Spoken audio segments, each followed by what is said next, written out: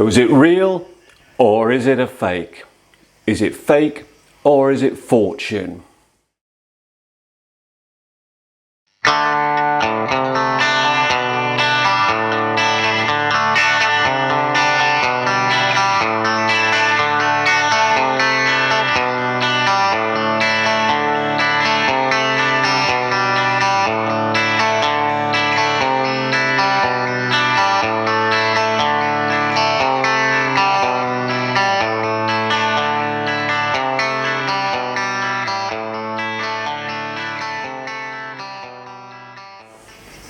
It's not the function of these presentations to sell particular television programs to you, but one of my favourites is a programme called Fake or Fortune, which is a BBC programme with Fiona Bruce and Philip Mould, in which they look at people's works of art and they try to make some decision about whether they're genuinely by Leonardo da Vinci or by some complete forger, and the result is that the painting is either worth hundreds of thousands of pounds or like maybe a couple of hundred. I like the programme a lot. There's many things about it that are really attractive. I love the science about it, the way they sort of try to dig into the way the painting was put together and what that tells us about it. I love the history of it. I love the way in which they look at the provenance of the painting, the journey it's been through over the years. I love to look at the ownership of the painting. It's a really fascinating programme and I heartily commend it to you. Fiona Bruce, I'm never quite sure about her. She turned down our school once for coming to talk to it, and I've always felt a little bit funny about it. But actually, of course, she's very good. She's very professional. And Philip Mould always sounds like he knows what he's talking about in a slightly posh way, and good for him. So, where am I going with this? Well, of course, where I'm going with it is the whole premise of the programme, which is that the painting is either worth a huge sum of money because it's by the artist that it claims to be by, or it's not, because the label that the painting has says that it's by some complete amateur. And of course that's all about labels then, isn't it?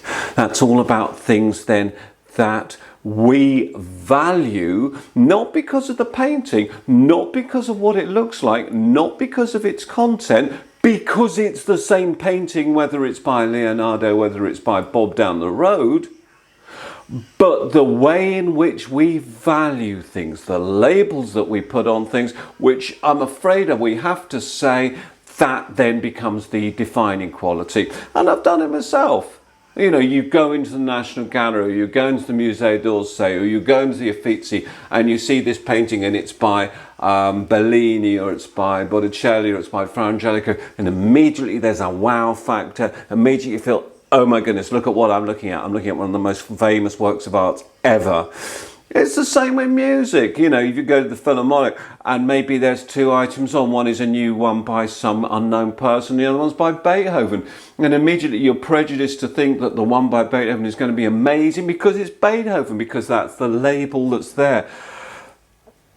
It says more about us as people in many ways than it does about the work of art itself. In a social media dominated world, celebrities, labels, names of people, social media influence, they become the more important thing than the message itself, than the information itself. Remember this, it's the same painting whether it's by Leonardo da Vinci or whether it's by Bob down the road.